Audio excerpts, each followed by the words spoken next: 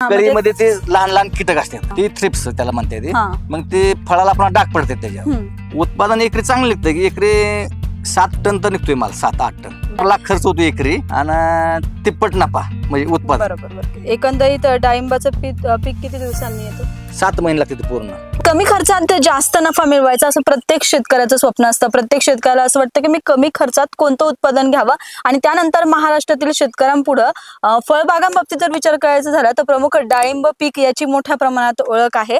त्यामुळे डाळिंब पिकाचा लागवडीपासून ते विक्रीपर्यंतचा एकंदरीत प्रवास आणि त्यातून यशस्वी शेतकरी कसे होतात यासाठी आज आपण एक यशस्वी उत्पादक शेतकरी अर्थात डाळिंब यशस्वी उत्पादक शेतकरी यांना भेटण्यासाठी आलो आहोत. सर्वप्रथम सर, पालवी ॲग्रिको मध्ये तुमचं मनापासून स्वागत. नमस्कार सर. नमस्ते सर. सर्वप्रथम आमच्या प्रेक्षकांना तुमची ओळख करून द्या.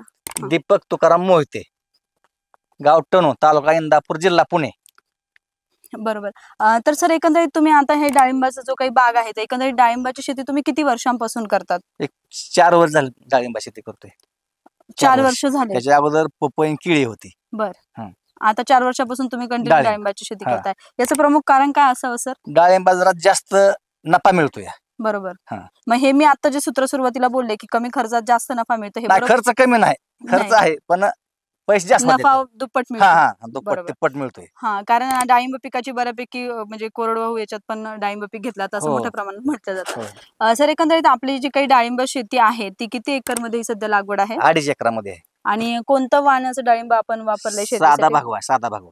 बरोबर. तर एकरासाठी रोपांची संख्या कशी असते मग? ती एकरावर म्हणजे ह्याच्यावर अवलंबून असते. म्हणजे 7-14 आपण केलेलं अंतर. 7-14 वेलींचं अंतर म्हणतात. झाडाचं अंतर 7-14 आहे. वळीचं अंतर आहे 14 फूट आणि दोन्ही झाडामधलं अंतर 7 फूट आहे. बरोबर. आता हे डाळिंब हार्वेस्टिंग पर्यंत आले, परंतु याची लागवड तुम्ही कधी केली होती? लागवड 5 वर्षापूर्वी केली लागवड या डाळिंबाची. बरोबर. आतापर्यंत जे काही तुमचा डाळिंबाचा प्रवास, यासाठी तुम्ही खत व्यवस्थापन कसं करता? शेणखत टाकतो अगोदर, नंतर बेसल डोस. बरोबर. तर बेसल डोस कोणत्या कंपनीचं? बेसल डोस आपण RCMचं आणि प्लस रासायनिक खत पण असते. रासायनिक खतामध्ये जसं की 10-26 पुन्हा 18-40. बरोबर. हे वापरतो.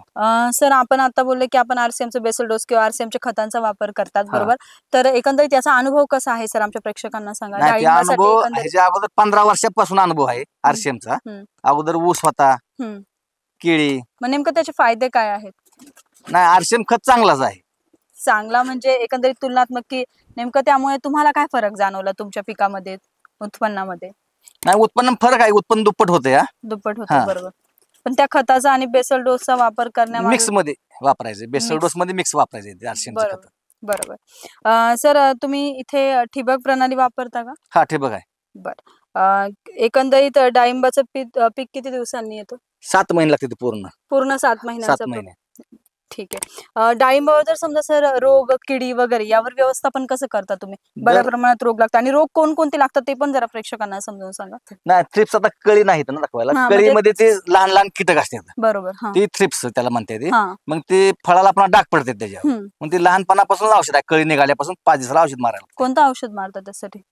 थ्रिप्स साठी बेनिवा म्हणून मारतोय. बर. आणि फवारणीसाठी काय वापर करता? फवारणीसाठी मग आपलं रेग्युलर औषध असते, बुरशीनाशक, कीटकनाशक वापरतो. बरं. सर, एकंदरीत तुम्हाला काय वाटतं की एकरामाग किती उत्पादन डाळिंबाचं निघू शकतं तुमचं, किंवा आतापर्यंत 4 वर्षाचा जो काही अनुभव आहे तर एकंदरीत काय उत्पादनाची स्थिती आहे? उत्पादन एकरी चांगलं निघतं की एकरी 7 टन तर निघतोय माल, 7-8 टन. बरं. पहिल्या वर्षी 7 टन निघाला होता एकरी. दुसऱ्या वर्षी दुप्पट वाढ झाली त्याची. बरं. मग यातून तुम्ही एकंदरीत नफा किती कमावला? नफा तिप्पट मिळतोय. तिप्पट म्हणजे 4 लाख खर्च होतो एकरी आणि तिप्पट नफा म्हणजे उत्पादन. बरोबर. सर, तुम्ही डाळिंब आता असं म्हणता की महाराष्ट्रातल्या शेतकऱ्यांना पिकवता येतं पण विकता येत नाही, बरोबर? असं गैरसमज दोन्ही म्हणता येईल. तर तुम्ही काय करता डाळिंबा बाबतीत? विक्रीचा कसा निर्णय घेता? जागेवरती व्यापारी येते इथे येतात. बागेतून जातो. म्हणजे तुमच्या डाळिंबाची इतकी ओळख आहे की व्यापारी इथे येतात? जागेवर. बरोबर. सर, आता जे आपण बघतोय की कधी दुष्काळी असतं, कधी अवकाळी पाऊस असतो, यामुळे हवामान बदलाचा पिकावर मोठ्या प्रमाणात परिणाम होत असतो. अशा वेळी या परिस्थितीला सामोरे जाताना तुम्ही काय काय निर्णय घेतात? ना, आता यंदा जरा पावसामुळे जास्त नुकसान झालं. यंदा कुजवा आणि डांबरे आलाय. बरं. यंदा थोडं नुकसान आहे. 4 टन कुजवा आणि डांबरी म्हणजे? कुजवा रोग आहे. कुजवा म्हणजे काळे जे चट्टे आहेत. काळा डाग पडतो आणि टिपके टिपके त्याला डांबऱ्या म्हणते. बरोबर. हा.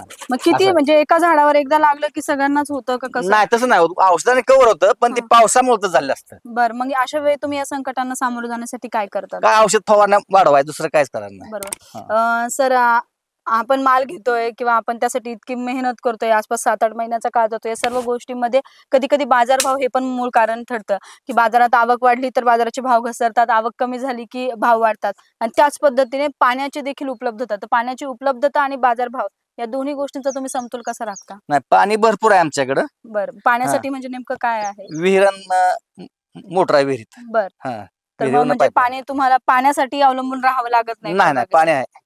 आणि बाजार पण 100 रुपयापासून प्लस आहेत बाजार. बरोबर. बाजार पण कमी नाही 4-5 वर्षात. म्हणजे एकंदरीत डाळिंबाला सध्या चांगला भाव हा आहे. चांगला रेट आहे. याच्या मागे काय कारण असू शकता? आवक कमी झालीये म्हणून का सध्या तुम्ही आता सांगितल्याप्रमाणे जसे वेगवेगळे रोग डाळिंबावर लागतात ते कारण असू शकतं? नाही आवक कमी नाही, आवक भरपूर आहे पण तरी सुद्धा बाजार आहेच. बाजार आहे डाळिंब. मग डाळिंबाची मागणी एकंदरीत मागणी भरपूर आहे.